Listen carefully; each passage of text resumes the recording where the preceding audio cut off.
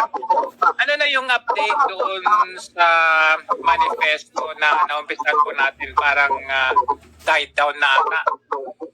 Ewan ko, nasa tao yun eh. Nasa inyo yun. Sa akin, basta ginawa ko yun. Ginawa ko, tapos yung gusto pumirma. Nawa, ibang dahilan, hindi daw computer savvy, hindi daw techy yung mga tao. So, tingin ko is up to everyone, each one of us. Kung gusto ninyong baguhin ang Pilipinas, kung gusto ninyong iparating yung hinanaing ninyo at gusto ninyong may mangyari sa atin, hindi ko kayang lahat gawin yon na ako lang nag-iisa. Hindi ko kayang lahat gawin yon. Sa Senado, di ba? Nag-imbestiga. Yes. Nag-imbestiga tungkol sa PCSO, di ba, doon sa Lotto. Tapos ngayon, nag-iimbestiga tungkol sa Chacha. Parang may mangyayari naman. Tapos ngayon, natawa ako doon sa natuklasan ng Kongreso, bilyon-bilyon. Yung bilyon-bilyon yung naka-insert, di ba, merong insertion. No, na parang tuwan-tuwa yung tao, nandiyan yung Senado, na-verify nila, na-find out nila na merong billion na insertion. The 26 billion nata, yung sinasabi niya sa DSWD? Billion, no? Nasa ating batas, yung sa ating GAA, sa budget, may naka-insert. Loko-loko pala sila eh. Ba't di nila alam yun? Sila yung nagpasa ng batas eh. Exactly. Sila yung nagpasa. Niloloko nila tayo. Para bang hero sila ngayon na natuklasan nila, buti natuklasin nila. Parang niloloko naman tayo. Sila nagpasa ng batas, sila yung gumawa. Dumaan sa kanila yun. Under GAA, di ba po? Under GAA. Panay plastic ng ating mga congressmen at senador. Bakit? Kunwaring malinis kayo, nagmamalinis kayo, pero yung resolution 10, hanggang ngayon wala. Dinidiscuss ninyo resolution 6. Yung resolution 10, nakalimutan na. So meanwhile, habang nagkakaroon yung mga investigasyon na yan, sunod-sunod na investigasyon, ano nangyari doon sa liquidation by certification? Wala. Natabo na. So, ang taong bayan, uto-uto na naman, nalinlang na naman, yung Sila mga lang. tulog, yung mga Tama. pupulutin sa pansitan. Kaya may mga nadidinig na ako na sinasabi, walang pag-asa ang Pilipinas. Ang lagi ko naman sinasabi, pati sa mga military mga retired. Sir, wala nang pag-asa ang Pilipinas. Iking, wala nang pag-asa ang Pilipinas. Ibig sabihin, Iking, upper class. Bok, wala nang pag-asa ang Pilipinas. Ibig sabihin, classmate. Sir, wala nang pag-asa ang Pilipinas. Ibig sabihin, underclass. So, wag nyo nang, yung mga intel, wag nyo nang pag-aksaya ng panahon na kalkalin pa yung aking message box. Sinasabi ko na nga ngayon. Maraming nagsasabi sa akin, paano nyo kakalkalin yung message box ko? Paano yung nakakausap ko? Parang sinasabi, wala nang pag-asa ang Pilipinas. Ang sinasabi ko naman, lagi ko sagot, meron pa. Lagi namang may pag-asa. Ang problema lang, kasi sa amin, mga fighter, pagka mga warrior, yung mga veterano, puno, na lumaban, laging ganun yung attitude. Lagi may pag-asa. Hanggat merong kapang hininga, may pag-asa pa. Yung wala ka ng bala, ang daming kalaban, pero may pag-asa pa. Diba? Oo. Langit ang magde-decide kung tiko ka na. Okay. Lagi may pag-asa. It's just a matter of time kung hanggang saan mapupuno ang taong bayan. Ganun lang yun. Mapupuno yung salot kahit yung patak ng tubig, na tumutulo, patak ng patak doon sa tabo, mapupuno yung tabo, aapaw. Yung simento na tumutulo yung patak ng tubig, mabubutas yung simento. Yung buhangin na tumatama sa being blown by the wind, sa pyramid na antibay-tibay, natitipak din yon. So, lagi may pagkakita. It's just a matter of time. Kung ngayon, bukas, a few months, or a next generation pa. No? Hi guys, magandang araw sa inyong lahat. Ito po si DIY KKV Informative. At matutunghayan pong muli natin ay ang ating magiting na si Retired Captain Clemente Enrique ng Scout Rangers. So, ito po, Titwina, ay idol ko na ito. Simula po nung aking siya ipanoorin dun sa kanyang video 1 hanggang video something, hanggang video 20 or 30 yata yun. Yun yung kanyang mga naging buhay bilang isang military. So, yung video ang sa pool ng kanyang mga title doon. Iba itong Pinoy Survivor Community na may number na 1, 2, 3 hanggang nasa 300 na yata. Ito naman yung kanyang pananaw patungkol sa nangyayari sa ating lipunan. Napakagaling po nito. Kung mapapanood nyo yung kanyang mga videos, talaga namang marami kayong matututunang aral. Sabi nga niya, vlog kong araw at lagyan ko ng komento yung bawat kanyang mga videos, napakarami. Kaya po hindi ko po siya, pero susimulan ko yun na komentuhan yung kanyang buhay military. So anyway, dito po sa vlog niyan to ay in-interview po siya ni Sir Jojo de Guzman. At maganda naman yung kanilang talakayan. Nagsimula ito dun sa kanyang manifesto at sinundan kung bakit ganito ang nangyayari sa ating lipunan at hindi pa kumikilos ang taong bayan dahil nga sa wala nang pag-asa raw ang ating bayan. Pero sabi niya, meron. It's a matter of time, yung kanyang sinabi dito. At i-discuss din niya dito kung ano yung mga anomalyang ginagawa nila. Maraming ginagawa, lalo na yung mga corrupt government officials natin sa kasalukuyan. So, anytime talaga mapupuno na ang taong bayan, yung ang iba, sabi nga, wala na pag-asa, pero may pag-asa pa. Kailangan lang nating magsuri at kumilos, hindi yung tayo hindi kikibo. Pero sabi nga niya, mas maganda na yung hindi kumikibo na may laman. May laman, sabi niya, may laman ang utak. Kaysa naman doon sa maingay na wala naman lamang ang utak. So yun, matutunghayan nyo dito yan, yung kung ano yung explanation niya. Talaga namang kayo may matututunan dito, guys. So, yun nga, kung kayo gustong pumirma doon sa kanyang manifesto, pirma lang kayo. Ilahad nyo ang inyong mga damdamin. Kung gusto nyo makipag-participate, kung ano ang inyong sasaloobin patungkol sa nangyayari sa ating bansang Pilipinas sa kasalukuyan. So, ito na po guys, masyado mahaba na yung introduction ko. Ito na po si Sir Dado. At bago ako magpatuloy, nagpapasalamat muna po ako sa aking mga viewers at lalong-lalo na sa aking mga subscriber na patuloy na sumusuporta sa ating YouTube channel, DIY KKB Informative. So, as of this moment, meron na po tayong 5,156 or 57 na subscriber as of this moment. Maraming salamat po sa inyo. At lalo-lalo na yung mga subscriber ko. 100 na mga nadagdag simula nung uli kong vlog.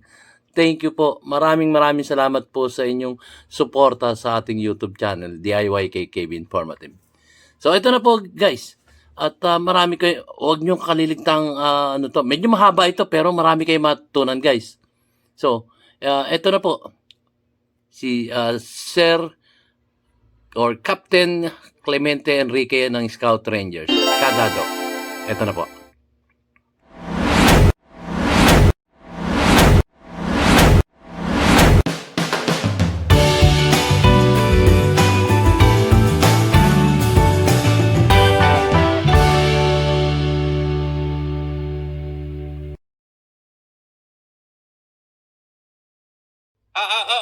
Ito, sir.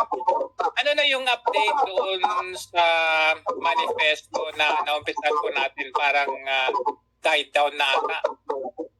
Ewan ko, nasa tao yun eh. Nasa inyo yun. Sa akin, basta ginawa ko yun. Ginawa ko, tapos yung gusto pumirma. Now, ibang dahilan, hindi daw computer savvy, hindi daw techy yung mga tao. So, tingin ko it's up to everyone, each one of us. Kung gusto nyong baguhin ng Pilipinas, Kung gusto ninyong iparating yung hinanaing ninyo at gusto ninyong may mangyari sa atin, hindi ko kayang lahat gawin yon na ako lang nag-iisa. Hindi ko kayang lahat gawin yon. So, it's got to be kayo, mga taong bayan, kayo, mga vlogger, tayo, na alamin kung ano yung nangyayari. Do not turn a blind eye. Do not be deaf about it. Tapos nun, huwag basta-basta maniniwala. Very important yan, ha? Sinabi ko minsan yan na merong yung pagka nakarinig ka ng balit, galit ka kagad. Yung ganun ba? Nagagalit kagad tayo. Emotional tayo. Baka nachichismisan lang tayo o baka totoo naman talaga yung balita. Yung ganun ba? That's why it's very important. Verify. Yes. Verify yung source. Verify. Hindi kaya verify from another person. And kung hindi pa rin malinaw, continue on na nanonood kayo, nagmamasid kayo. Para 1 on 1 and 1 equals 3. So nakikita nyo, magkakaduktong. For example, nag-imbestiga sa Senado, di ba? Nag-imbestiga. Yes. Nag-imbestiga tungkol sa PCSO, di ba? Doon sa Lotto. Tapos ngayon, nag-imbestiga tungkol sa Chacha. Parang may mangyayari naman. Tapos ngayon, natawa ako doon sa natuklasan ng Kongreso, bilyon-bilyon. Yung bilyon-bilyon yung naka-insert, di ba? Merong insertion. No, na parang tuwan-tuwa yung tao, nandiyan yung Senado, na-verify nila, na-find out nila na merong billion na insertion. The 26 billion nata, yung sinasabi niya sa DSWD. 26 billion. Tama yan. Nasa ating batas, yung sa ating GAA, sa budget, may naka-insert. Loko-loko pala sila eh. Ba't di nila alam yun? Sila yung nagpasa ng batas eh. Exactly. Sila yung nagpasa. Niloloko nila tayo. Tama. Para bang hero sila ngayon na natuklasan nila, buti natuklasin nila. Parang niloloko naman tayo. Sila nagpasa ng batas, sila yung gumawa. Dumaan sa kanila yun. Kaya Undergahan. Diba sila nagkapirmahan nun eh. Tapos si BBM, pinirmahan yan. Kung pinirmahan ng BBM, dapat, bago ka pumirma, nakikita mo lahat na, tama rito, paaral mo nga yan, kung di ka masyadong nakikisaw-saw dun sa mga numero, at least meron kang mga trusted na mga tao na sinasabi, bossing, okay yan, malinis. O diba? Meron kang pupukpukin. Unless na, pag si Duterte, inisa-isa niya eh. Si Duterte he did his homework, iniisa-isa niya. Para hindi mo siya makuryente. Yun yung Pero pagka kunyari iuutos mo sa ibang tao, okay lang, iutos mo sa ibang tao na marunong at trusted, na hindi gagawa ng kaloka. So, isang example na kulang pa sa mga ebidensya kasi bine-verify pa. Makikita mo yung pagka-connect mo yung mga point A, point B, point C, and whatever points na lalabas pa, it develops a picture na doon pa rin tayo babalik doon sa umpisa. Tandama ka lang kurakot ngayon. Tama. Mga loko-loko, mga pinapirahan tayo. Yung galit ako sa Senado at saka sa Congress, kahit anong gawin ng Senado, sorry sa inyo, Congressman tsaka Senado, sorry sa inyo. Panay plastic kayo eh. Ay sorry baka ikaw mapasama. Panay plastic kayo. Bablog ko sana yan, sa iyo na lang. Panay plastic ang ating mga congressmen at senador. Bakit? Kunwaring malinis kayo, nagmamalinis kayo, pero yung resolution 10, yun. hanggang ngayon wala. Dinidiscuss ninyo resolution 6.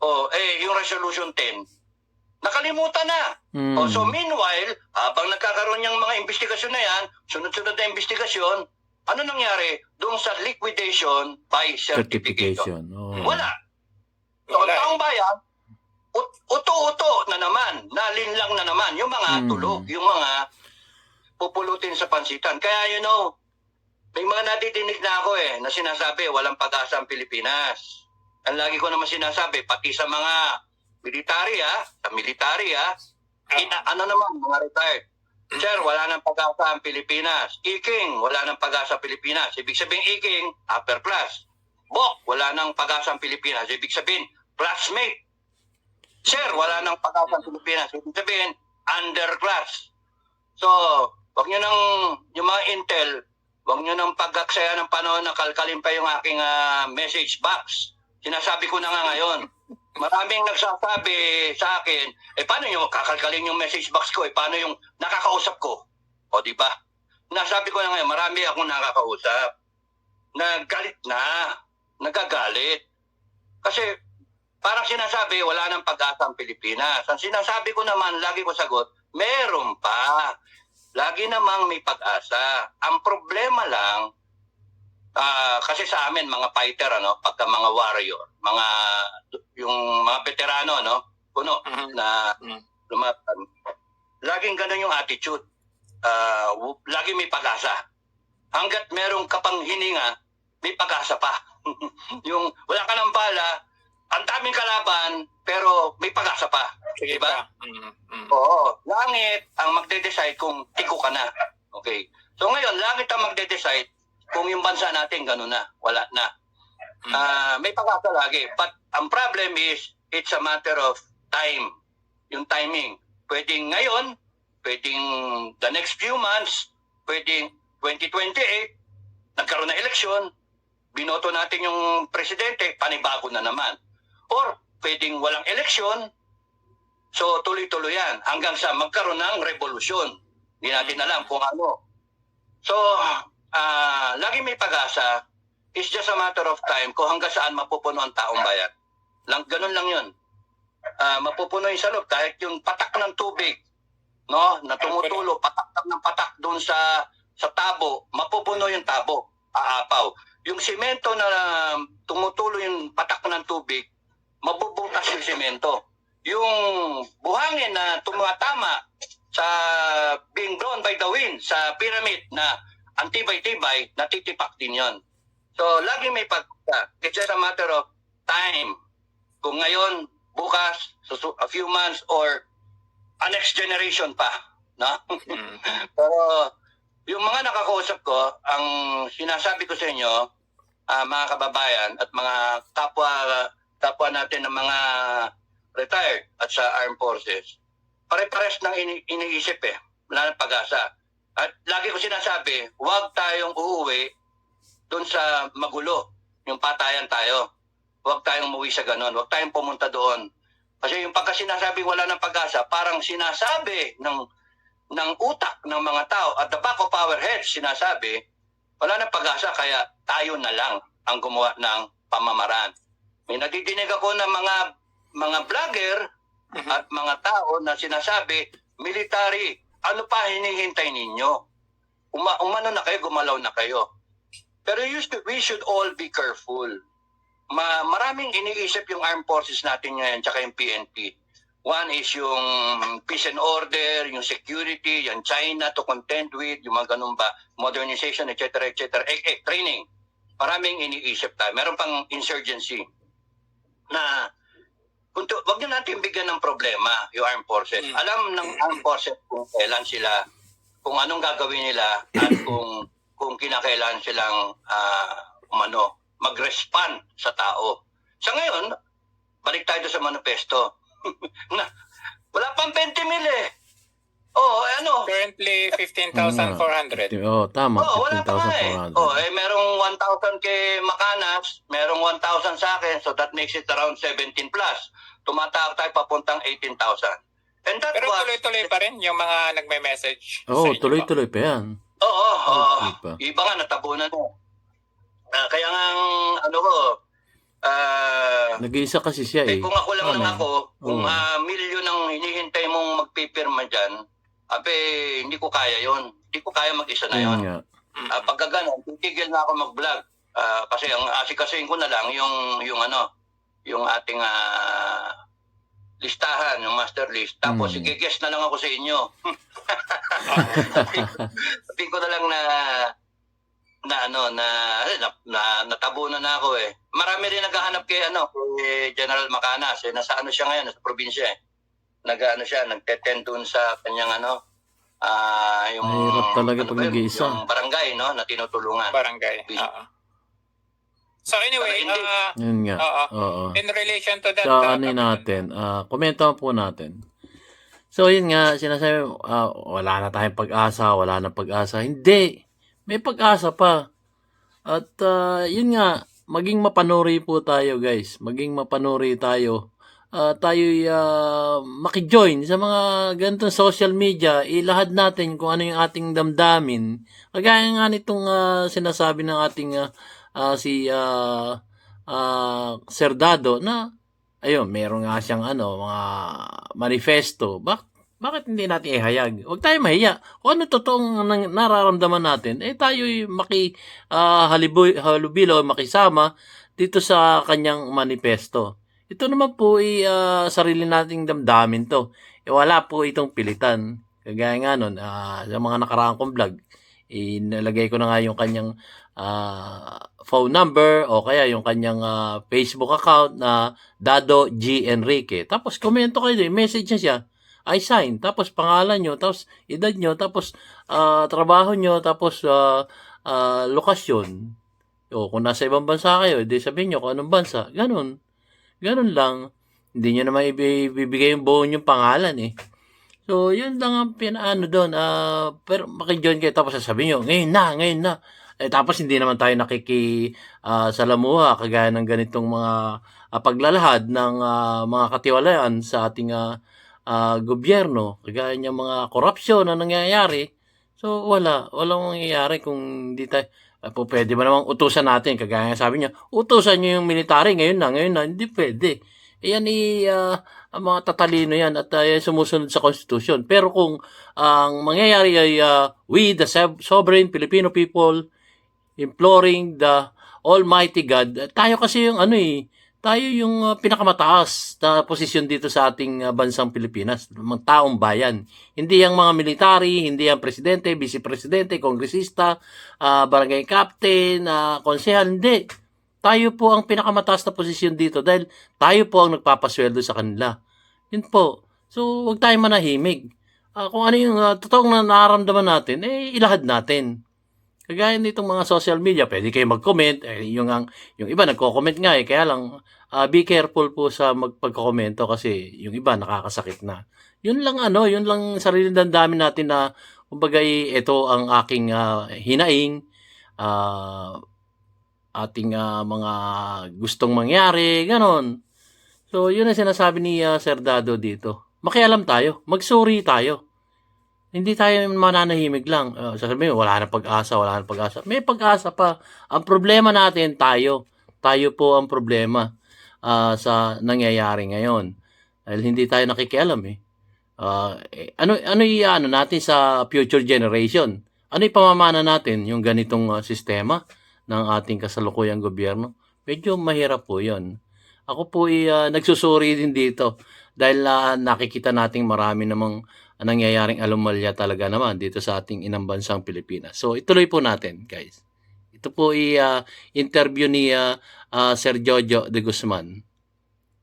Apo, tuloy na natin. Nakita yung totoo. May example Nakita yung mga leader. Ito pa ba yung mga dating leader? Ito ba sino yung mga kasama natin? Sino yung na-identify yung mga higher grade na mga tao, yung higher position, mga high profile na tao na nakakampi natin. Nakakampi ni Duterte, no? Yung family. And then nung nagsalita siya ng droga na nakita, yes, bangag, bangs. Ano yung level ng adversary? Anong level ng opponent? Yung mindset. Doon pa lang kitang-kita na. Hindi siya magpapadrag test Hinamon siya Di ba hanggang ngayon wala pa? Wala kang whistle. Natabunan na. Hinagalaw. Hindi, wala pang drug test. So, ibig sabihin, iniiwasan yon. So, right there, sinasabi ng Malacanang, weakness namin yon yung droga. Grabe. Baka matuto yung Malacanang sa akin Baka matuto. Weakness namin yon. Kung baka yung mga sumunod doon, nilihis yung usapan Mabot na tayo ngayon sa Chache. Nawala nga. Umabot tayo sa PCS o umabot tayo sa ganito. Pero yung droga, Natabunan na. Ang binitawan doon, si Duterte yung bangag. Si Duterte nagdodroga. Di ba? So, yes. Ang ngayon, yung taong bayan, ang tanong dyan, yung parang Russell Crowe. Russell Crowe sa Gladiator. Are you entertained? Are you entertained? Di ba? Ako, siyempre, na-entertain ako. Sorry, ko lang. Yan, may tumawag eh.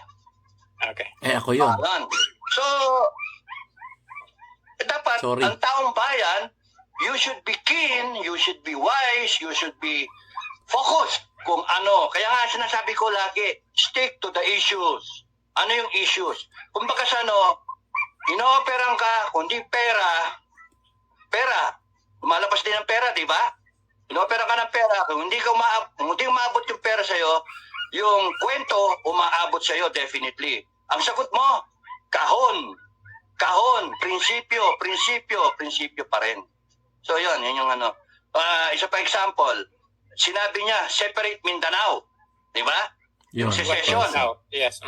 Bumanap ngayon yung mga tao, yung all the president's men from SND na we will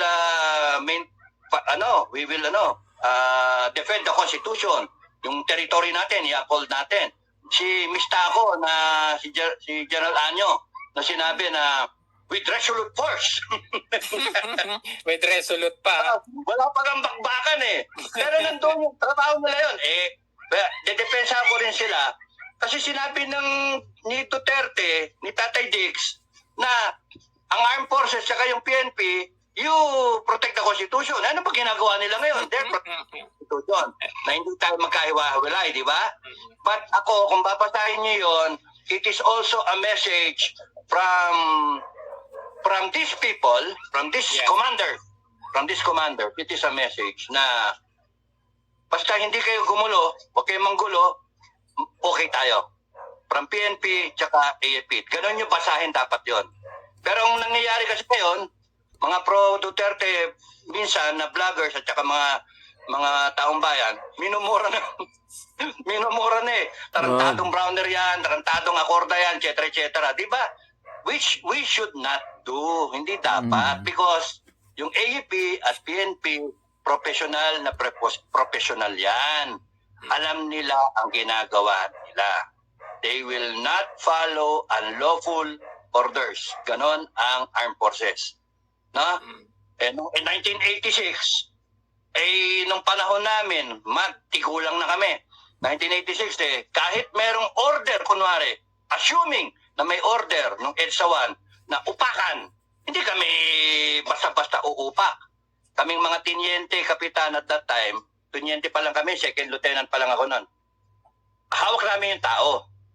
No amount, yung mga general, walang saysay ang mga general kung hindi nila hawak yung mga tao.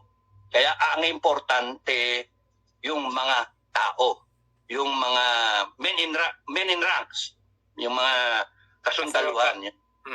Yeah, yung tropa. Now, mahirap pilitin yung tropa na gawin ang isang bagay na mali. So yun ang tandaan nyo. Professional na, 1986. Nung iniwanan namin, nung umalis ako, 95. Nung na-retire yung klase namin, 16, 17, 18, yung uli.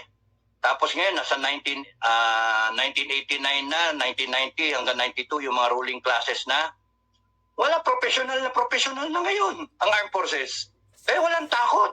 Walang kaduda-duda yung armed forces na they will do the right thing. Yun yung sa akin. So it's a matter of time. Again, ngayon, kung cool na cool yung armed forces, kasi di ba, sinabi ko naman sa inyo, June 30, yun yung 2 taon.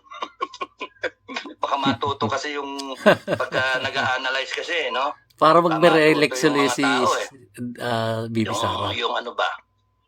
Malaman. Diba yung yung June 30, di ba? Exactly 2 years.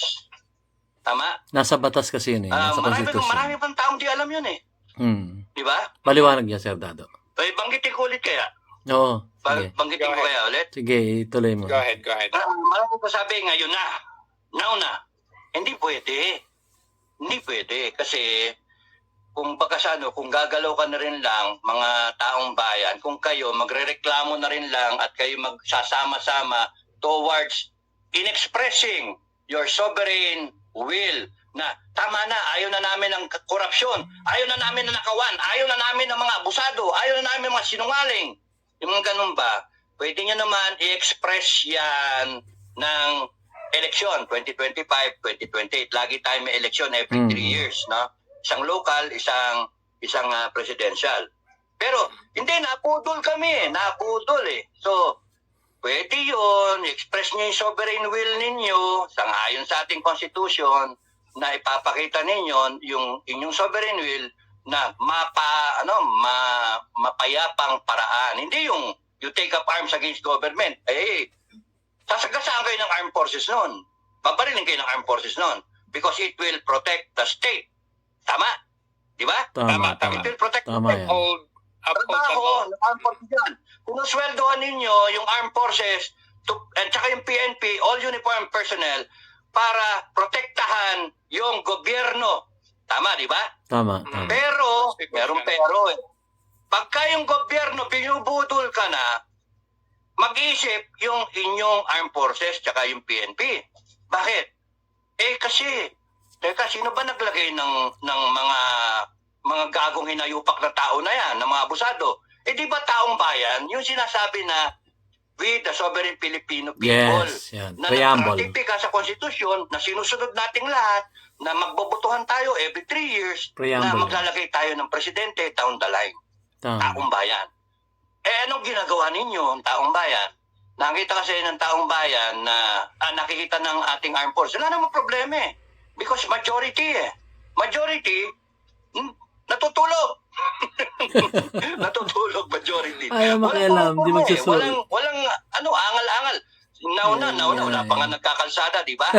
Meron na ba nagkalsada? Wala Yeah, pa. Wala. even yung manifesto nga Yun, kulang na nga yun. pero gusto natin now na. Manifesto pa nga lang kulang eh. Yan. Yes. Tama. That's the problem. Yun nga. Panay, that's why sinasabi ko, maraming maingay, pero baka mamaya, pagka nandyan na sa kalsada at nagkahirap-hirap na, ang kawawa, yung maliliit na tao. Sila yung makakawakwa, sila yung sasagasaan, sila yung mayayari ng armed forces, sila yung mabibilad sa araw, sila yung matgugutom. Lagi na lang yung taong bayan ang nahihirapan. Kaya nga. Which is wrong. Kaya nga Komento kung natin. meron kayong gustong mangyari sa akin, para sa akin, Komento it has natin. to be a whole of nation approach. Yun, tama. Whole of nation.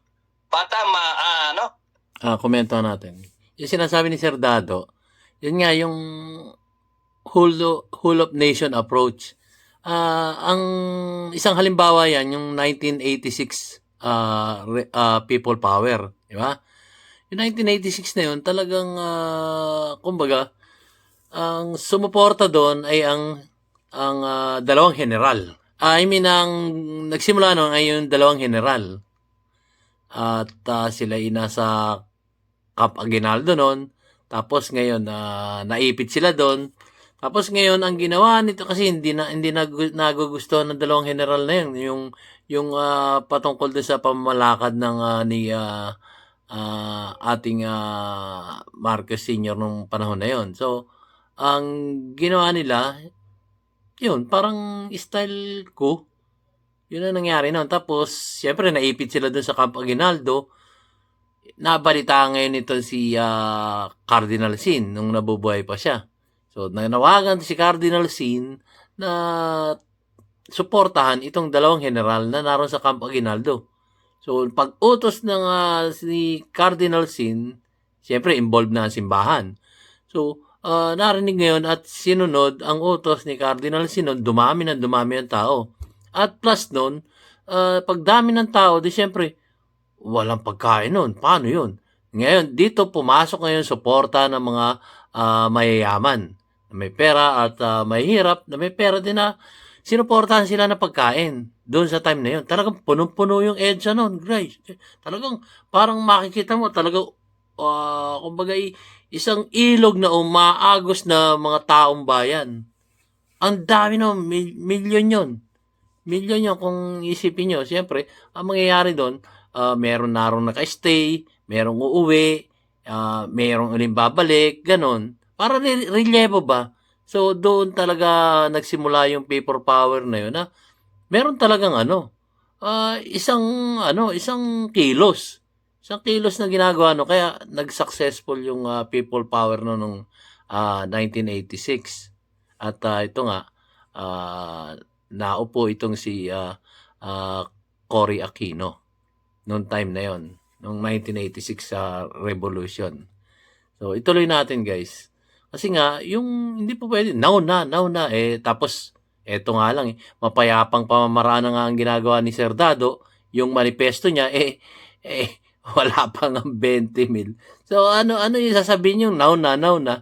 Gaya nga nung manifesto, guys, ito ay kahalintulad doon sa mapayapang pamamaraan ng ating national hero na si Gat Jose Rizal. Ang gamit lang niya. Nung panahon, laban siya sa Kastila noon eh. Yung panahon na yun, ang kanyang sandata lamang itatatlo. Ito po yun. Na-vlog ko na rin yun. Ang sandata niya sa mapayapang pamaraan ay yung kanyang ballpen. Ang ballpen noon, yung balahibo ng agila o ng ibon na malaki. Tapos, yung tinta. Yun ang naging panulat niya. Isasawsaw niya yung isang hibla pakpak ng ibon. Tapos, meron siyang papel. Doon siya sumusulat. At ang unang sinulat niya noon ay ang medyo nagkaka-mental block ng inyong lolo.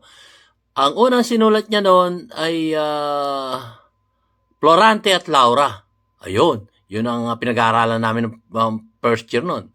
At pangalawang sinulat niya ay yung Ibong Adar na Florante at Laura. Yung sumunod, second year kami noon. At ang pangatlong sinulat niya ay Noli Me Tangere. Third year kami noon. Kung kayo meron ganung mga subject noon sa Pilipino, ayun mga at ang pang-apat na sinulat niya ay yung pinakamabigat to. Yung El Filibusterismo. Doon nagimbal ang mga Kastila noon. So, yun, doon medyo tumubo na to o sumibol na itong mga katipunero sa pangunguna ng ating si Gat Andres Bonifacio. Doon po nagsimula yon. So, ituloy natin, guys. Yung revolution ng panahon natin, uso na yun noon.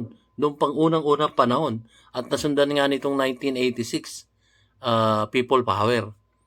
So, talagang kailangan isang kilos. Kagaya niyan, yung manifesto nga niyo, wala pa nga 20 mil. Wala tayong magagawa kung hindi tayo kikilos sa mapayapang pamamaraan na ginagawa na ating magiting na si Sir Dado. So, ituloy po natin. So, huwag tayo magrereklamo kung halimbawa, wala kang mangyayari. Siyempre, hindi tayo salamuha sa mga ganitong pagpapahayag ng isang bawat vloggers natin. So, sa komento man lang makita natin. Siyempre, active din yung mga kabila na ayaw ng ganon.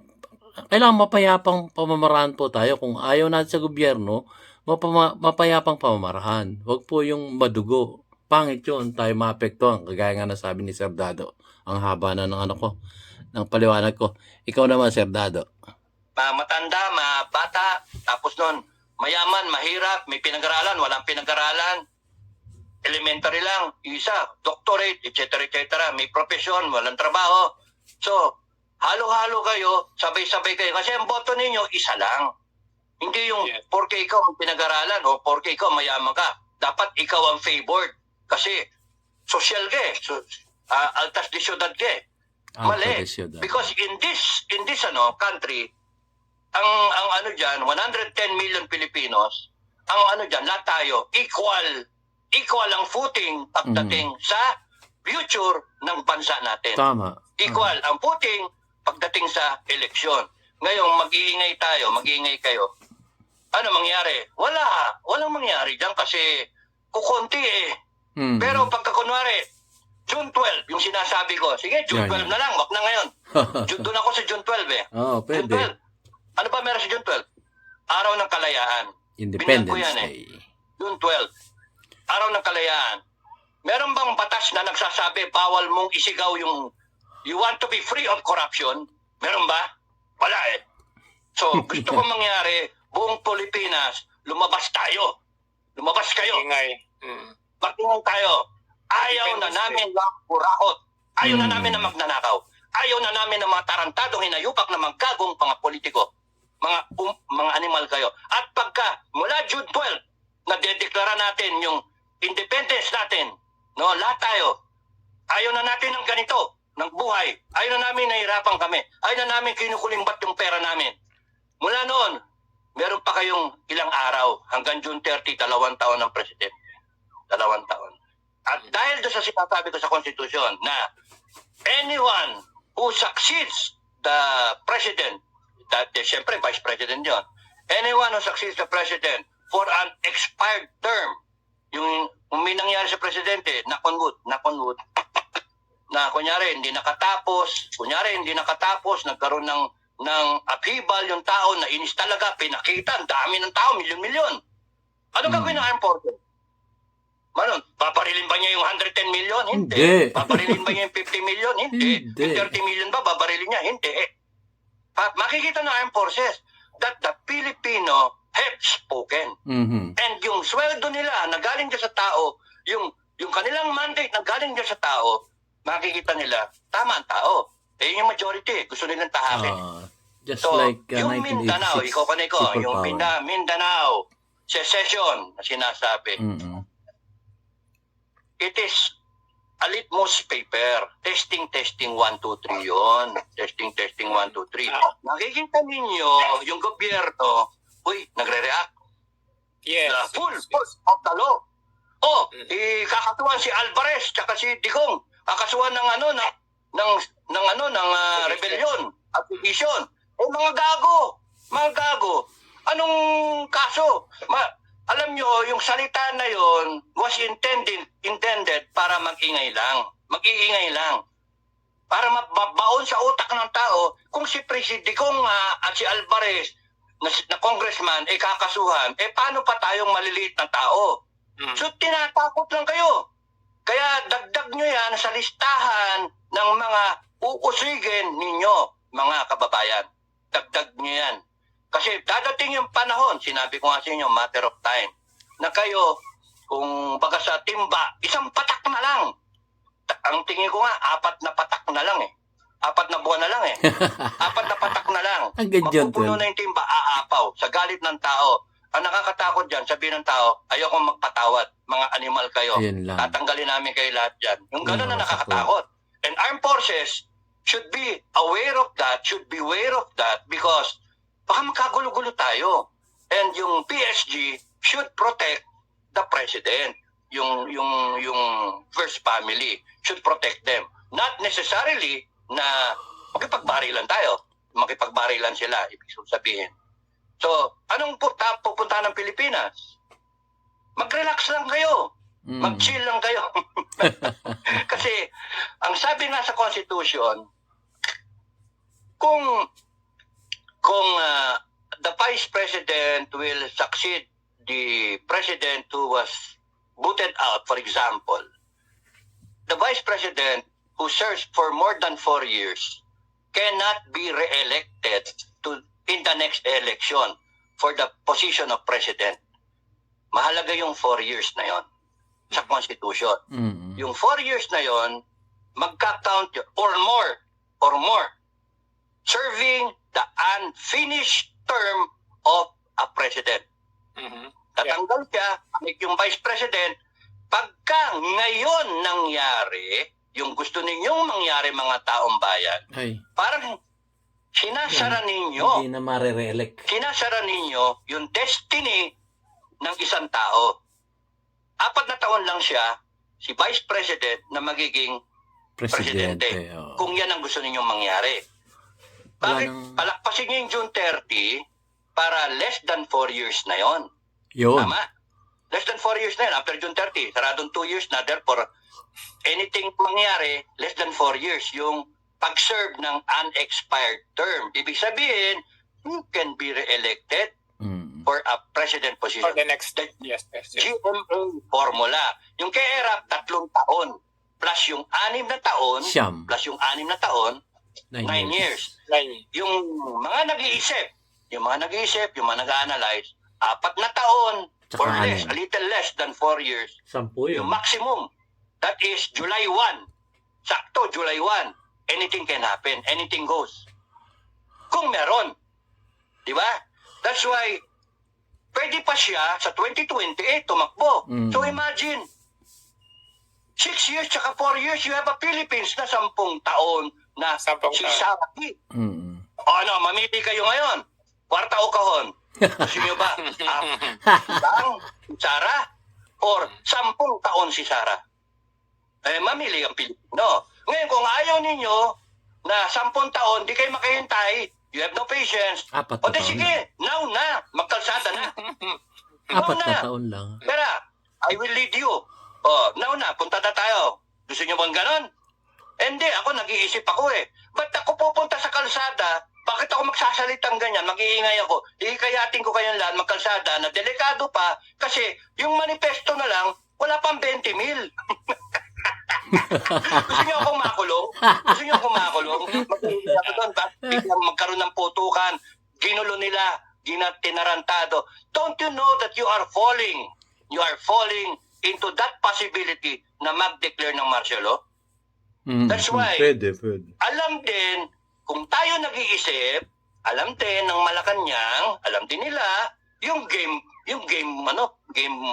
playbook. Playbook. Nasa Constitution, yung playbook. Mm. Alam nila. Kaya anong ginagawa? Palitan ang Constitution. Ayun lang. Palitan. Ay. Baguhin. Di ba?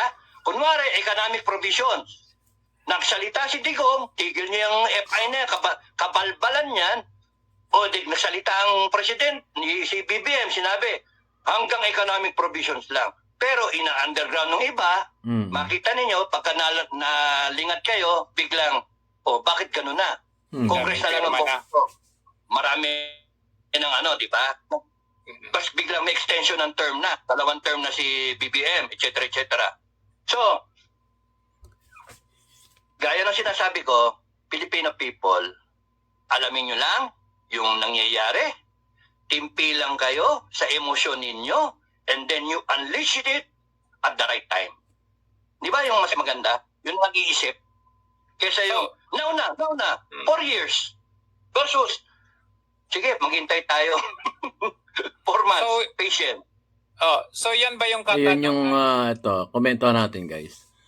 So ito yung kumbaga, wag tayong magmadali. Kung kayo ayaw nyo na sa gobyerno, wag tayong gagawa ng hindi maganda. Ang sinasabi nga ni Sir Dado dito, sa mapayapang pamamaraan kung talagang kayo sawang-sawa na. Wag tayong gagawa ng hindi kaya kasi pagka ganon, tayo, hindi naman tayo, kulang tayo sa bilang. Kung sinasabi ni Sir Dado na kulang sa bilang, wala. Makukulong kayo pagka ganon. So, mapayapang pamamaraan lang ang palagi ni-insist ni Sir Dado. Tapos, ito nga, ang mabigat nga nito, alam na ang game plan ng iba, ano gagawin ngayon nila? Ito, pumapasok na to guys, yung sinasabing constitutional change. Kaya nga, kung kayo gusto nyo yung ganun, sige. Pero ako, sa aking paranaw at kay Sir Dado at siguro sa iba rin, na yung people initiative na yan, maling-mali po yan. Hindi pa napapanahon. Hindi pa napapanahon yung pagbabago ng konstitusyon. Kasi nga, gaya ng nakarang kong vlog, pagbabago ng konstitusyon, hindi pa napapanahon. Bakit? Kasi maraming question sa kanila na hindi sinasagot. Maraming tanong ang mamayang Pilipino hindi sinasagot ng ating nakaposisyon sa ating gobyerno. So, tapos magbabago sila ng constitution, kagaya nga nasasabi ni Sir Dado. Hindi lang yan, yung economic provision ang gagalawin nila. Pag nabuksan na yung charter change na yan, kaya na nilang galawin. Kaya nilang galawin ang iba't ibang batas dyan. Pwede na nilang baguhin. ano yung isang sinasabi ni Sir Dado? Yung terms extension, pwede na lang galawin yun.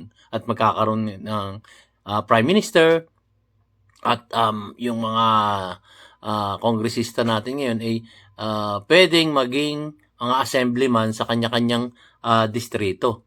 Gusto ba natin yun? Kung gusto nyo, magsawalang kibo na lang kayo. Ganon. Pero kami, hindi kayo magsasawalang kibo kasi nga, kinakatok namin ang gobyerno na gising, hoy, gising. Parang mali na yung ginagawa nyo. Pero sa mapayapang pamamaraan. Ganon po.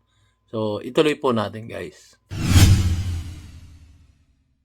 Hindi ko nga kilala yung mga yan eh. Hindi ko nga kilala eh. Na wala akong intensyon na tumakbo sa public office o makisaw-saw dyan sa politika na yan. Ang tumi-tumi ng politika eh. Ang sa akin, na nakikita ko lang na if you really believe, Filipino people, if you really believe in the man, Tatay Digong, if you believe in Sara Duterte, 32 million votes, you trust them. And then let them be the one to play yung game. Yung kung paano ba, yung Game of Thrones, no? Mahirap kasi yung pangungunahan ng mga tao eh. Mahirap eh. Kasi hindi mo alam nga. Ako nga, inisip ko nga eh. There came a time na in a recent weeks na bakit ganun? bakit now na, di ba? Now na. And then syempre, nag-iisip na. And then, merong ano bang mas gusto ko? Kasi ang mas gusto natin, yung gaganda ang Pilipinas sa 10 taon kaysa sa 4 na taon. Di ba, bargain? Mhm. No, ngayon, Sara, the Vice President, has to speak up. Has to speak up na kung ano yung kanyang iniisip. But that does not necessarily mean na yun talaga yung ano niya. Yun talaga yung nilalaman ng utak niya. Ayoko ng pangunahan eh. Let us wait and trust her. Si Sara, si BBM, let us kumbaga I think it is too much na hingin sa inyo na patawarin o yung bigyan ng pagkakataon. Kasi sa akin, para sa akin lang eh, is way beyond that already. Na bigyan ng pagkakataon mo eh. Ang sa akin you try to survive the next few months. Yun na lang eh. You're surviving the next few months na magalit talaga taong bayan sa'yo. Kasi sa akin yung loto, wala eh. Para sa akin yung Yun loto, nga, walang kaanuhan yun. Tama. Walang patawad ako doon sa loto. Oo, Galit na oo. galit ako doon sa loto. Why? Lintik na yan na 20 pesos. Imbis na ibili ng bigas, itataya sa loto. Kaya nga. Hoping na mananalo siya. Hanip yan talaga mga buti ng mga taong Pilipino na yan, mga animal na mga tao. Sa akin yan, dapat kinakatay yung mga yan eh. Dapat yan, hulihin lahat. Tapos nun, pagka nag-turn yung tide, hulihin lahat yan. Lahat ng corrupt na yan, hulihin. At pananagutin. Hindi pwedeng awa-awa eh. Pananagutin. Kaya nga, isipin mo, Walang ang nangyari hirap doon ng sa mga investigasyon. tao, tapos nun, magpapadala yung hilahot na OFW, tapos nun,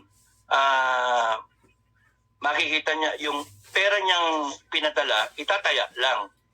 Alam mo nang dinoktor yung panalo eh. Kaya nga. Kasi 5 buwan, limang Nagkaroon ng game, investigasyon, wala rin 5 nangyari. game, 1.7 billion yung pot money, Si Senator Rapi lahat, Tulfo pa ang 100, gumanap. sa 642, 649, 645, 642, and then 500 sa 649, 655, tsaka 658. Tama ba? Tigpa 500 yun. Kaya amounting total na 1.7 billion. Tatamaan yon in less than a month. Imposible. Napaka-imposible nun. Ang problema, si Tulfo, Yan nga eh. Wala nangyari. nihintay ko magpatawag siya ng isang statistician. Wala nangyari sa Yung investigation na para yan. may basis yung mathematics. Para sabihin ng isang probability expert, ay hindi mangyari talaga yan. Yung 5 na game, tatamaan in less than 1 month. Yeah, nga. What's the probability? Ano yung ang pinag-usapan mo 1/58 million? Lahat ng kombinasyon na yon? Di Ng umano nga. lahat na yon? Basta Nabayaran tatamaan siya ka doon. Di ng umano. mga Imposible yan. Imposible talaga yun. Kaya nga, bakit tumigil? Bakit? Ano nangyari? Walang na-resolve. Kaya nga. So, makikita mo, talagang binobodabi lang tayo ng the greatest show on earth. Ngayon, bangayan ng senator at saka ng mga congressman. Kuno. Pero in the end, magkakampi lahat sila eh. Oh. Lahat sila nabili na ng kaluluwa nila. Yun yung ano doon. Kaya nga, dadating. Sa akin, cool na cool ako kasi alam ko, dadating yung araw na yung taong bayan sobrang galit. Wala na talaga, sobrang galit yan. Hindi mo mapipigil yung tipong papatay pa eh. Yung mga taong bayan. Sobrang galit. Baka sunugin pa nila yung ano eh. Yung mga infra eh. Ayokong pangunahan sila pero siyempre nakikita mo naman sa history ng ibang bansa yan eh. Na sa French Revolution yan, nagpugot ng ulo eh. Di ba? Yes. Chinese Revolution, Cultural Revolution ang ginawa. Kaya nga, sa American Revolution, yung kanilang Civil War, grabe. Ayaw natin daanan lahat yun. Ayaw natin. Pero itong mga politika natin, sobra eh. Sobra yung ginagawa nila. Now, balik ako to sa military na sinasabi ko, mga nakakausap ko, no? Ayan, Mga komento muna nagsisingkipay natin. sila ng Komento natin guys. Yun nga. Imagine, yung nangyaring yun, yung investigasyon sa PCSO, ang iniidolo pa nating si Senator Rapi Tulfo ang gumanap doon. Pero, nga, wala nangyari, di ba? Biglang tumahimik, biglang, wala na, hanggang doon. Kumbaga, parang nasa highlights na yung unang hearing. Ang galing! Ang galing ni Senator Rapi Tulfo. May mangyayari, sigurado yan na mapaparusahan yung mga tiwaling opisyal ng gobyerno dyan sa PCSO. Ang galing, palakpakan. Tapos, after na ilang hearing, toink, wala na. May narinig ba kayo? Wala. Sabi nga ni Sir Dado lahat yan, nabayaran na. Di ba? Wala talaga. Wala talaga. Diyos ko, kawawang Pilipinas. So, ituloy po natin guys. Nakomentohan ko lang ng bahagya. Ito po. support, etc. At lagi kong binibilin, huwag tayong magkapatayan, huwag tayong basta-basta. Pag-isipan natin kasi mga tarantado ito mga ito eh. Hindi sir, revolution na lang. Revolutionary government na lang. Hindi, wag. Kasi pagka nakatikim din tayo, baka mamaya makatikim kayo ng pera rin, baka makoruptin kayo. Yun. You know, balik tayo sa question. Parang yung may pag-asa pa ba? Laging sagot mayroong pag-asa. Pero seemingly, parang walang pag-asa because kulang ang aksyon. Inakailangan dyan ang solusyon ng Pilipinas. Total reboot. Yun ang pananaw ko, no? Pwede. Total reboot na. Because yung corruption, sobra-sobra ng talamak na masyado, nakabaon na, nasa loob na ng balat ng tao eh. Ano yung para sa akin dyan? Yung ganun lagi eh. Kaya kita mo, ang daling kurapin ng mga agencies, ang daling kanya-kanya talaga. Kurapin mo ang mga Pilipino, wala na talaga tayo. Iikot na naman tayo ng isa pang generation. That's why, pagka nag-reboot ka, talagang tanggalin mo lahat ng virus. Tanggalin mo lahat. Baguhin mo lahat ng yung operating system, baguhin mo lahat. Na, paano mo gagawin yun? Yun ang nakakatakot doon. Paano mo gagawin? And, papasok na yung military doon. I don't know. But I'm sure na yung armed forces will avoid that because mga professional yung ating mga sundalo eh. So, where does that leave us? Taong bayan. Taong bayan. The armed forces should be yung taong bayan united kung ano ang gustong tahakin ng taong bayan. The same way na yung gustong mangyari ni Digong, nila Alvarez, no? Nila Kong Alvarez, na in a peaceful manner, ito i-stress ko in a peaceful manner. Anong gagawin natin kung ayaw na nila? Kung pipirma ang 26 million na botante ng Mindanao, palagay mo na ang pumirma lang 20 million, yung 6 na million ayaw. Anong gagawin ng di ba? 20 wins. Di ba? 20 million, over 6 million. O di umalis kayo 6 million, o kaya maglagay kami ng ng isang area para sa inyo lang. And then kasama kayo. Hindi, buong Mindanao amin. So doon kayo sa Luzon na lang kayo. Ganon. Tinaboy Eh, talaga.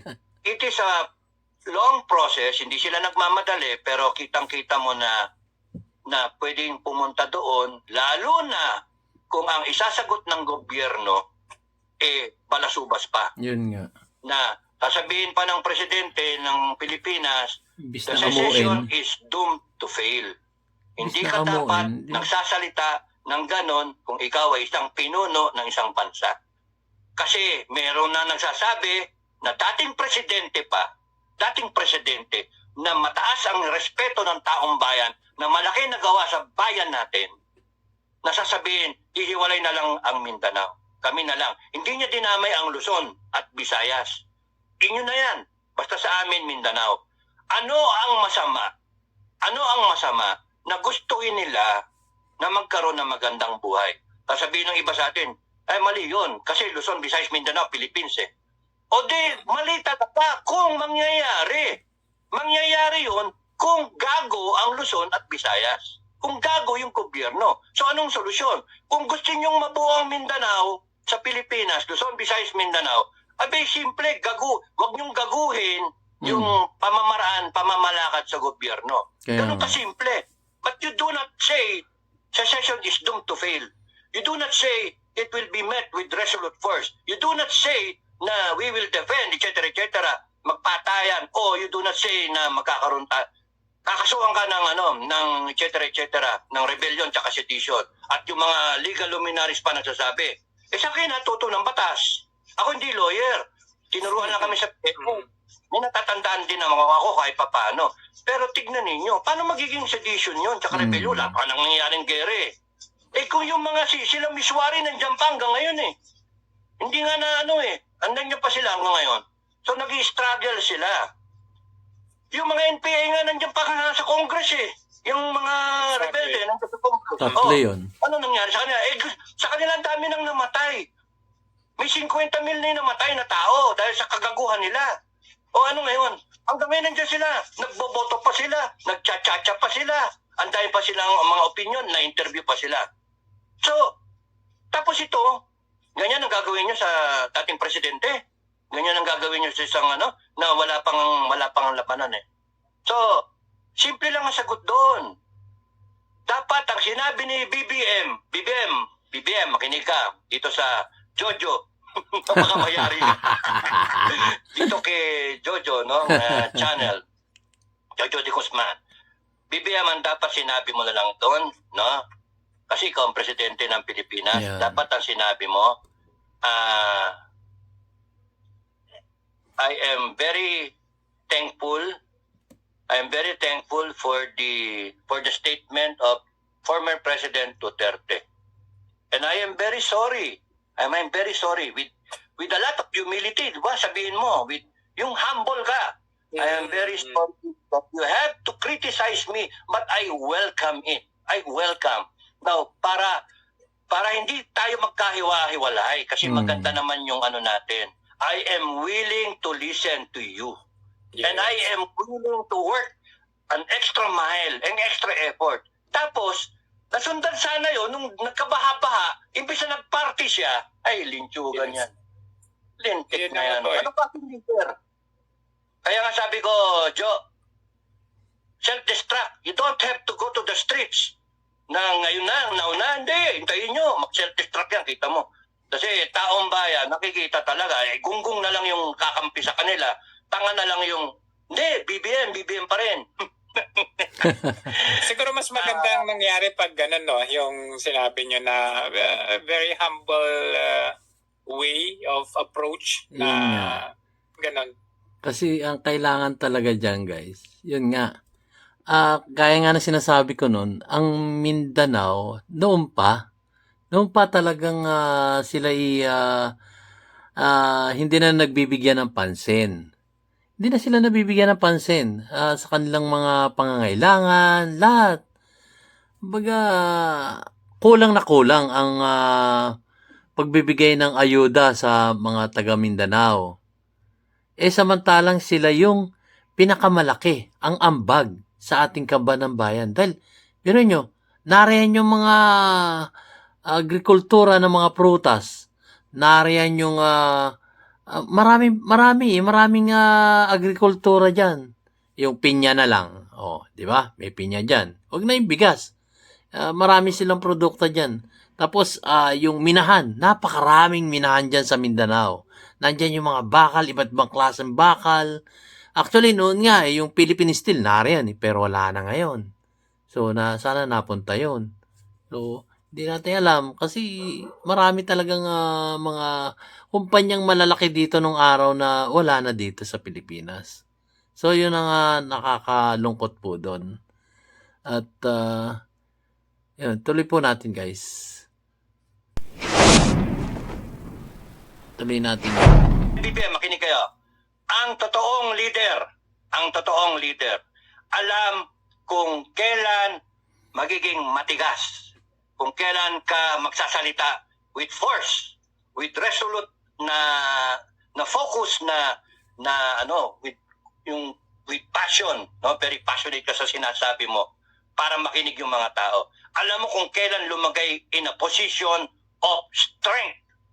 Pero at the same time, alam mo kung kailan ka lalagay in a position not of weakness, but a position of compassion, of generosity, of humbleness. Ganon ang leader, no?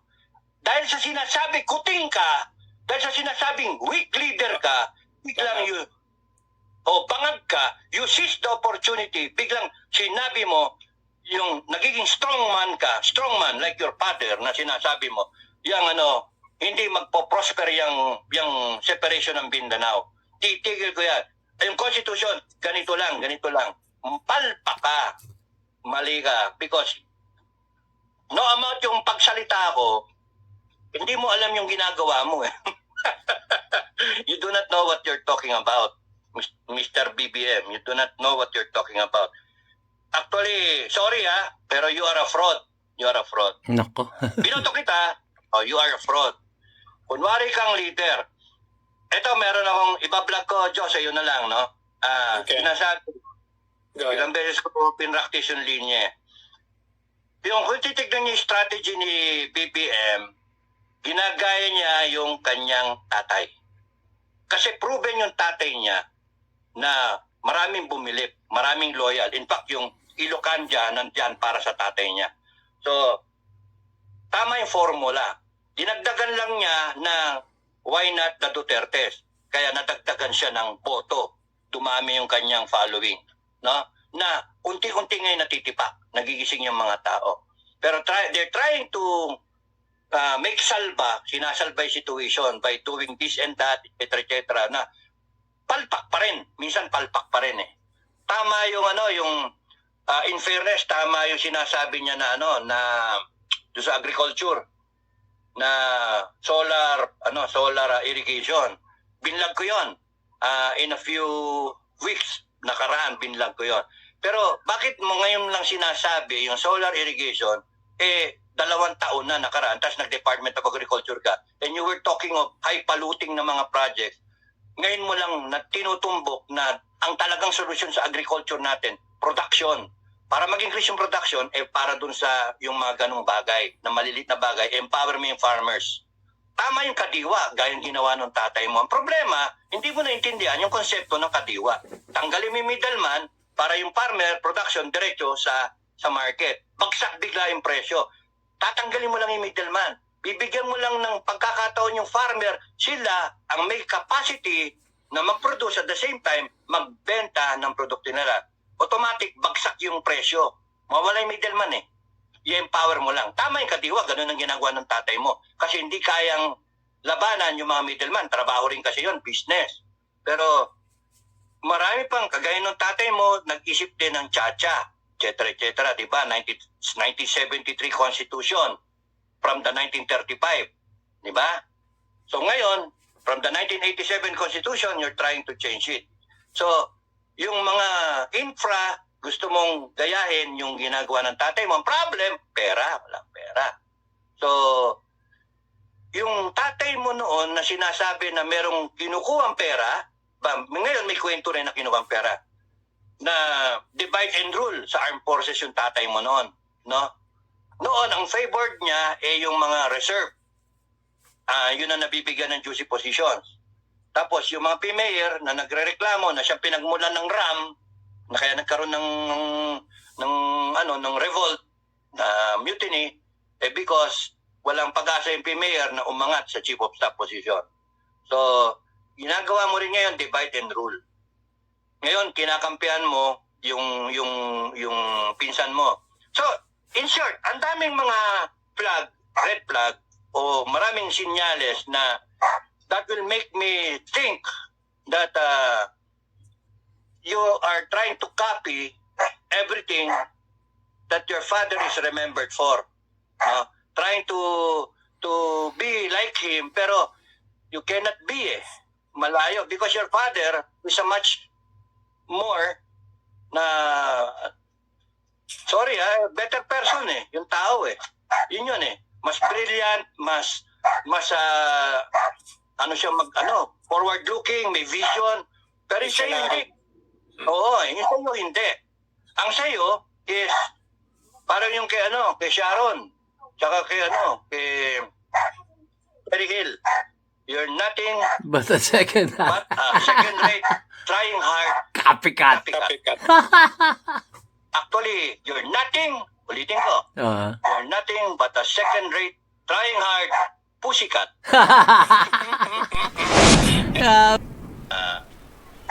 Tatlo na lang ang rason bakit nandiyan pa si BBM Una, tatay ni Sara, si Digong, Tatay Diggs. Alam mo, pagka tumayo si Tatay Diggs, tumayo siya ngayon, ang kalsada, wala ka susunod yung mga tao.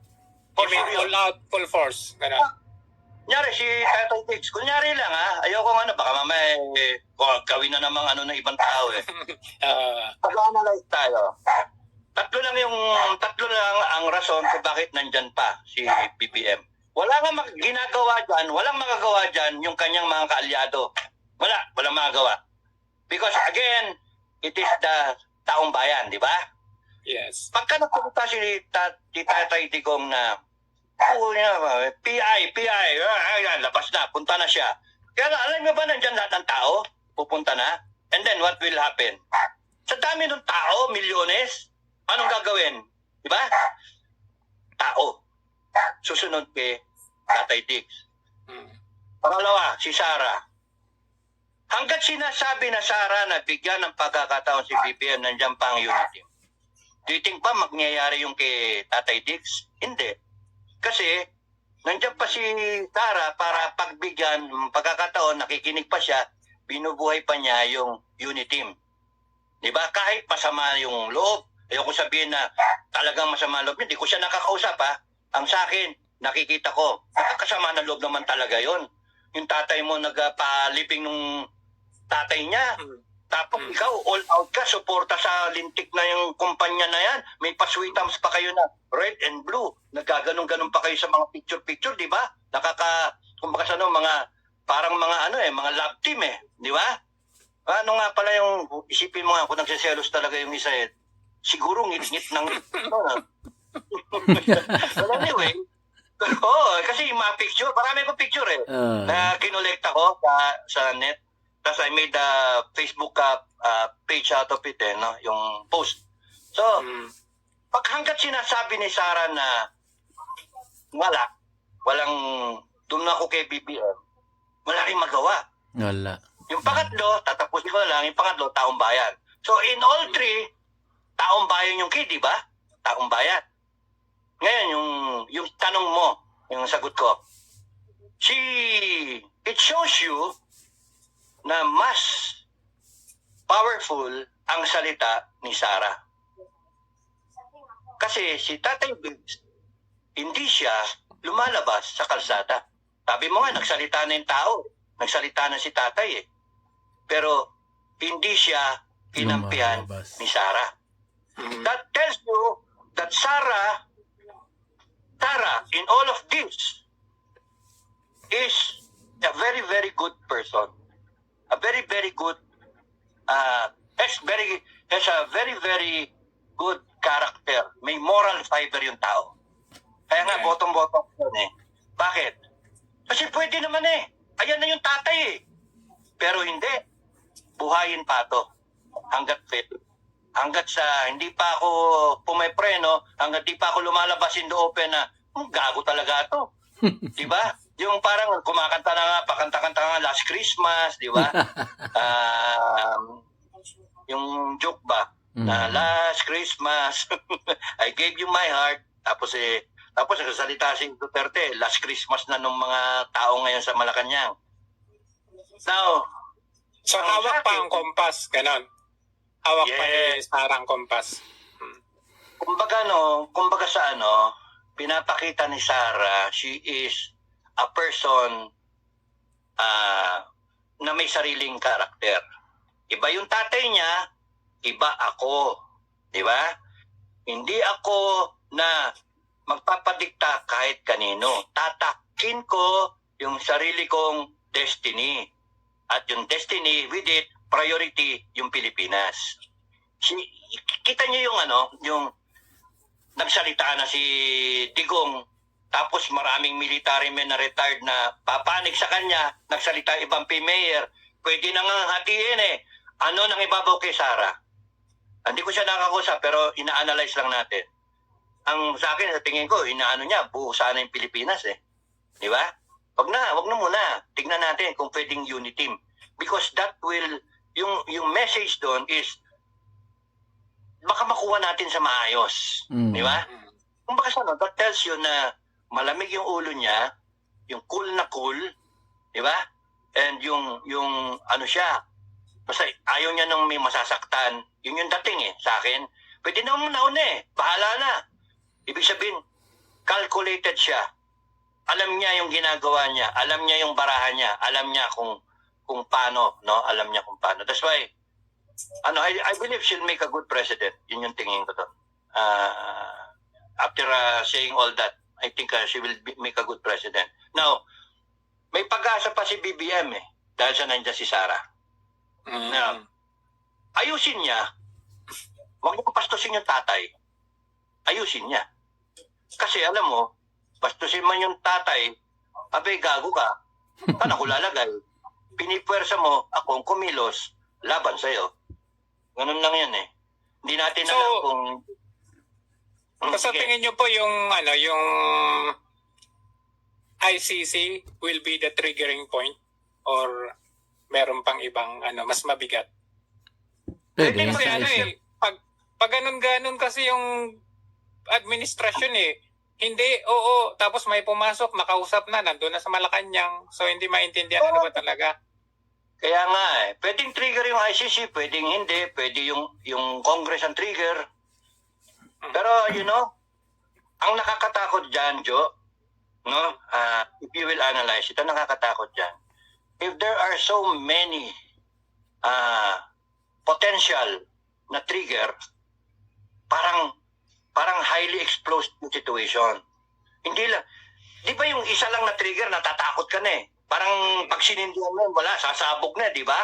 Pero yung Taking time bomb. ang dami-dami, ibig sabihin, kundi lang 3 bariles ng TNT yan eh. Sindihan mo yung oo, grabe. Pagka yung tao sumabog, ay grabe yan. Grabe yan. Ay, alam mo yung tao ba ng 1986 noon? Yung tao humarang sa tangge. Di ba? From the point of view ng mga pare at madre at saka yung mga taong bayan na tinutulak yung tangking ganyan, nakatulak na ganyan, may hawak na rosaryo, it was a miracle from their point of view. From the point of view of the military men, there was no order. Nasagasaan sila. Walang order. Ba't ko masasagasaan yan? Eh, yan yung nagpapasweldo sa akin. Di ba? So, dadating yung point na yung sinasabi ko, 3 barrel o 10 barrel na TNT, pagka night yan. So, pwedeng kahit alin trigger dun eh. Pwedeng SMNI nga eh. Pwedeng yung mga vlogger. Pwedeng kahit sino pwede na maging trigger o yung situation. Ang punto, Malacanang, bakit nyo papabuti sa ganon? Bakit nyo Kaya nga, oo. Kung pwedeng ayusin or kung pwedeng Yung pa yan. magbago. Pero Yung pa siyempre, yan, ang yung tanong ng taong aayusin, bayan, dapat magbabago na pa kaya yan? inayos na, Parang inom pa. ganun ang Dinadagdagan ng dinadagdagan.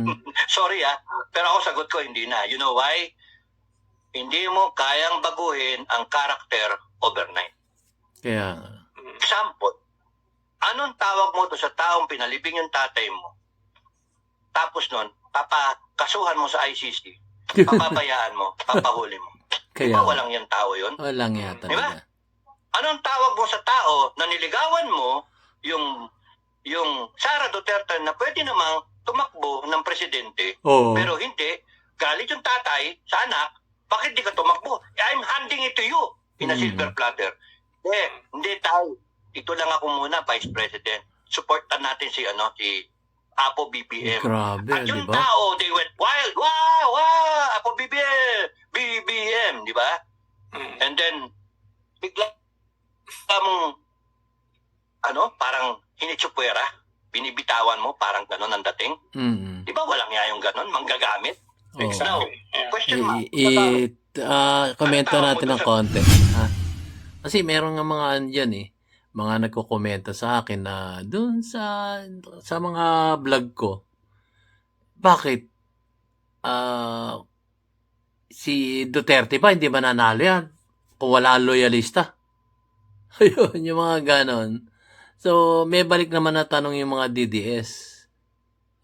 Ayon sa kanila, sinasabi nga nila, bakit? Si BBM ba? Mananalo kung wala si Sara. Yun ang mga balikan tanong doon. Yun ang hindi naiintindihan at hindi sinusuri ng ating mga viewers. Kung magkokomento sila, dapat iisipin nyo rin, guys. Kasi may mga balik kasi Kagaya nun, yung isang nagkomento doon sa Marcos loyalist. Hindi mananalo yan si Duterte kung wala ang mga Marcos loyalist. O kung balikan nga, ito nga ang balik nila, hindi naman mananalo si BBM kung wala si Sara Duterte. Di ba? Kaya, suriin muna po natin yung ating ikukomento bago tayo mag-type. Kumbaga yung sinasabi nga, think first before you type your comment. Ganun po. So, ituloy po natin. Kaprasong komento lang po yan dito. Meron kang Vic Rodriguez na kasama mo. Ang tagal-tagal na. Di ba ginamit mo lang? Kasi binabayaan mo rin. Di ba? Sandali lang Gulo yung aso Kung ka dito, magagalaw Ayan. Palitan ng mga dilawan Yes. So, anong tawag mo sa ganon? And anong tawag mo sa tao na hinahayaan yung pinsan mo nagkaguhin lahat? O yung asawa mo na yun yung question mark kung mabe-verify pa yun kasi hindi natin alam, di ba? Pero connecting the dots, mas malaki yung timbang ng tao, tinimbang ka ngunit kulang. Malaki ang kulang nitong tao na to. May diferensya. Tapos yung droga na sinasabi na Duterte na nagsabi na kasama siya sa listahan, biglang kinabukasan ang lumabas, PIDEA. Gago ka pala Dapat presidente lumabas. Dapat si BBM ang lumabas. Nagpa-drug test dapat. Either nagpa-drug test siya o nag-sorry siya the easy way out with humility. Yes, amin ko, pero that was a long time ago. Ganun Hindi magda-drug test siya. Parang yung Gloria Arroyo, I am sorry. Okay, Garcia. Pero hindi. It has to be PIDEA na parang sinungaling si Duterte. Nung nahuli siya sa interview, sinabi pa niya, fentanyl. Ang may problema si Duterte. Bangag si Duterte. Anong klaseng tao yun? Sa argumento nga, mainang argumento yung ibabalik mo yung debate doon sa tao na nag-aano sa'yo, nagko-question sa'yo. Parang sisiraan mo siya. Simple lang yun Hair follicles, magpa-drug test ka. Tapos, wala na yan. Di ba? Bakit di niya magawa?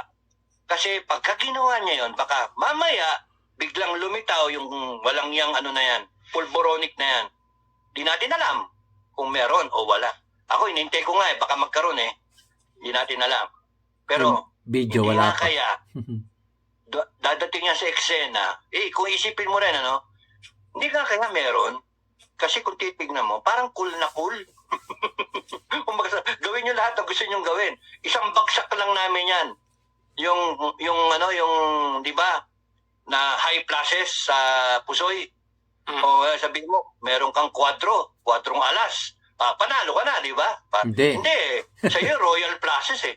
Ten Jack, Queen, Pinakamataas King, As. na luck King, eh. Queen, Pagka As. binagsak yung pulburon video, kung meron man, yari. Galit ng tao nun. Di ba? Kaya, ano yung, again, bottom line, yung time. Yun yung tingin ko dun eh, yung time. Yung 4 When the years. time is right. When the time is Kung right.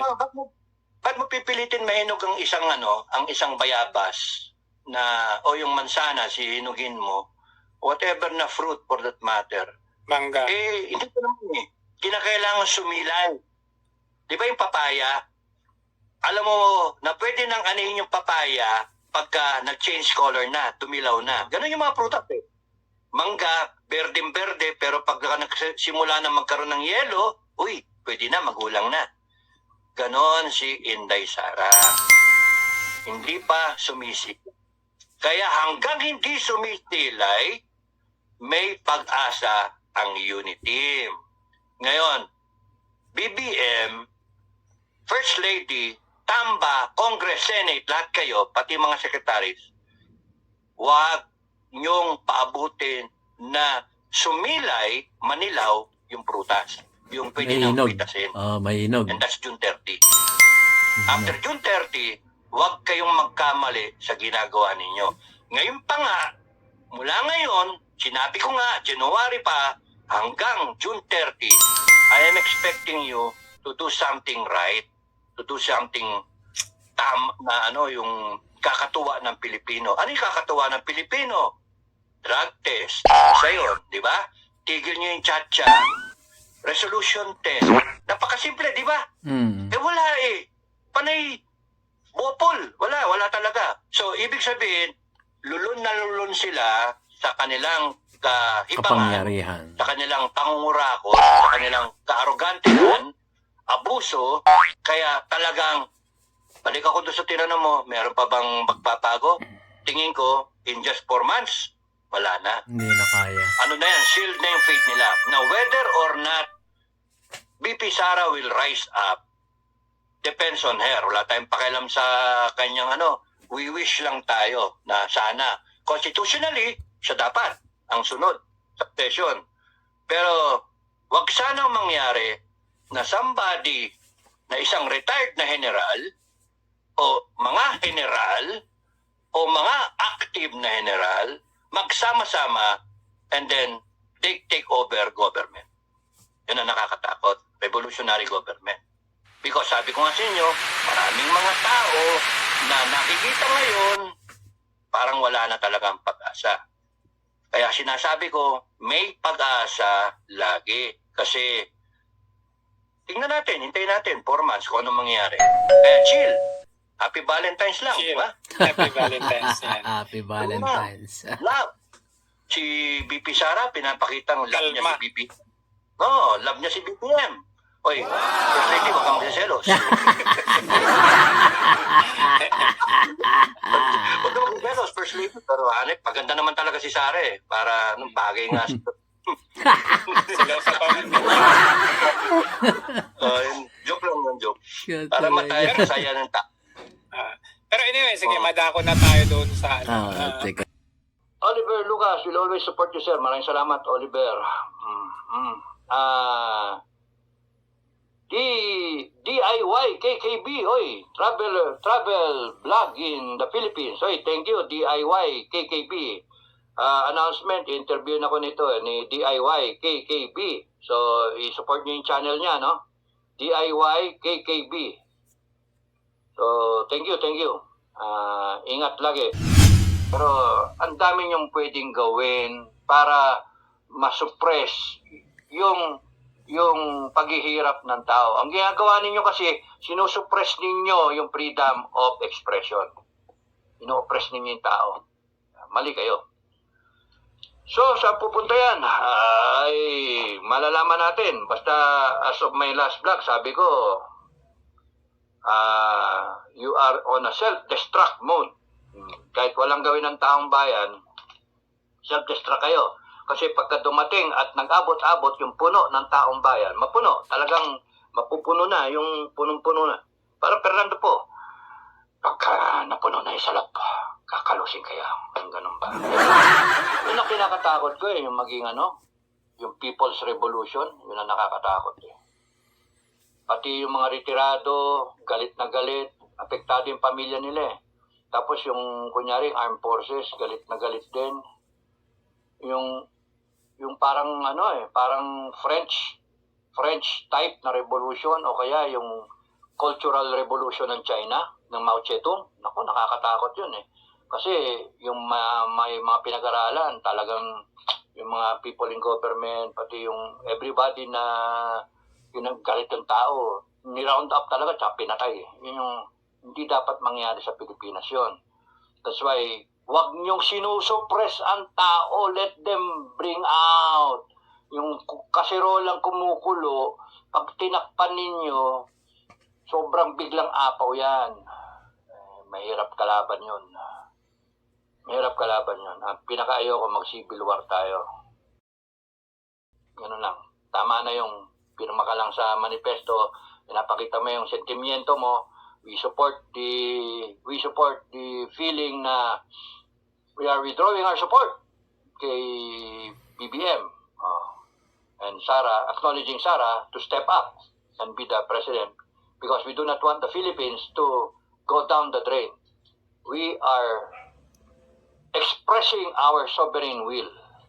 Now, kung umabot yan ng milyon-milyon, something to contend with. Dapat is either kayo makinig sa gobyerno o kung ayaw makinig, wala, mangyayari sa inyo. Good luck sa inyo.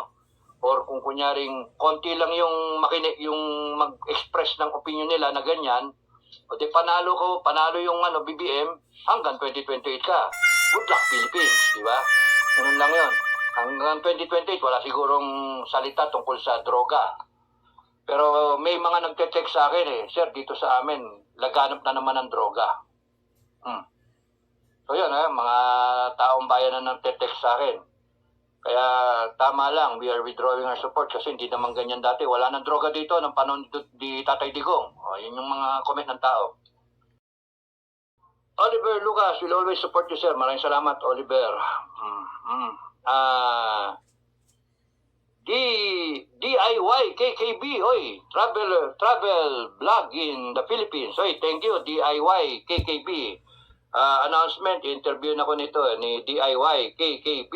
So, i-support niyo yung channel niya, no? DIY KKB. Okay guys, so napanood nyo na. Masayahin to si Sir Dado. Kumbaga, kahit na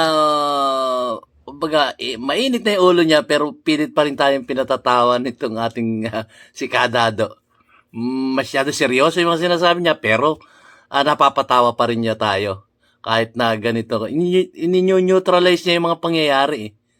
Sa ano po, talagang masayahin to kasi nakakatagpo ko na to At hopefully, Sir Dado, sa Panagbenga Festival, naway sana magkita po ulit tayo.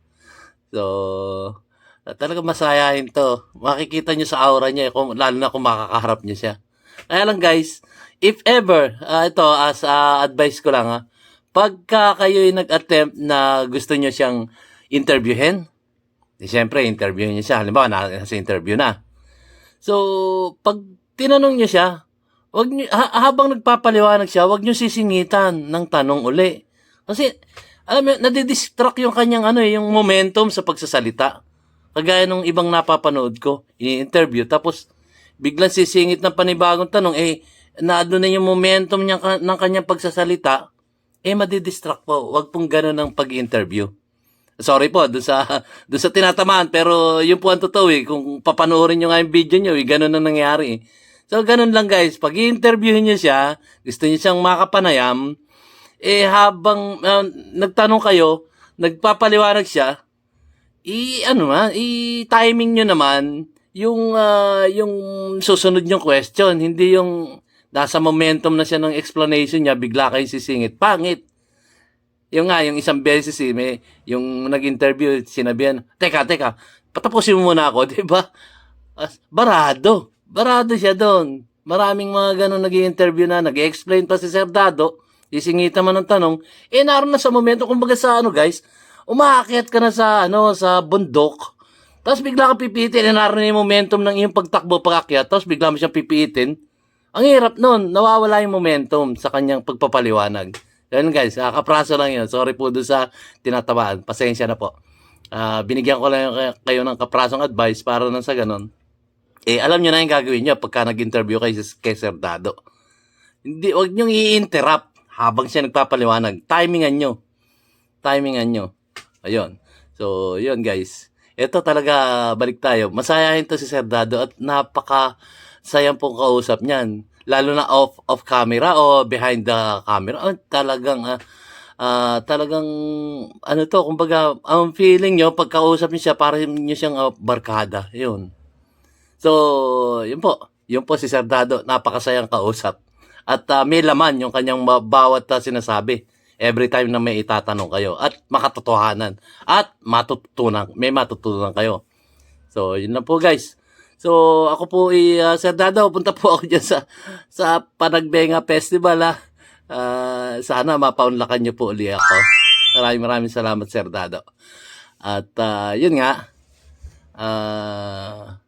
kung kayo'y gusto niyo halimbawa, gusto niyo makakatagpo si Sir Dado rin. If ever, tara, punta tayo sa 25 sa Panagbenga kasi naroon ako. 23 pa lang naroon na ako .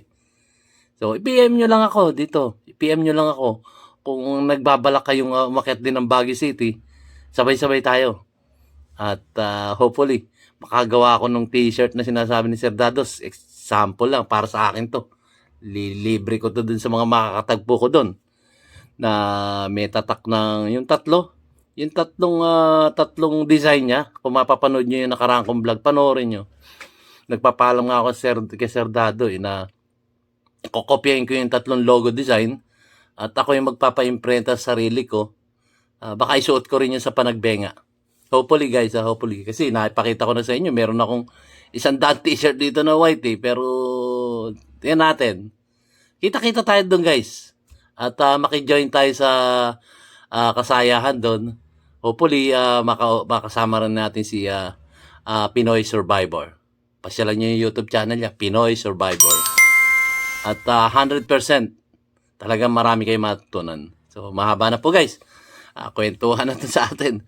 So hanggang dito lang po at maraming salamat po muli sa aking mga viewers at lalong-lalo na sa aking mga subscriber na patuloy na sumusuporta sa ating YouTube channel, DIY KKB Informative. At sinasabi ni DIY KKB Informative, kita-kita po tayo sa June 12, Independence Day. Less than 3 months na po yun. June 12, Independence Day, kita-kita po tayo guys. Pakita natin yung ating suporta sa ating inang bansang Pilipinas. June 12, Independence Day, kita-kita po tayo. Wala pa pong venue kung saan. I-announce po ni Sir Dado yan. At siyempre, i-re-announce ko kung sakaling na-miss nyo yung kanyang announcement na yun. June 12, Independence Day. Venue na lang ang ating inaantay kay Sir Dado. Maraming salamat po. See you on my next vlog.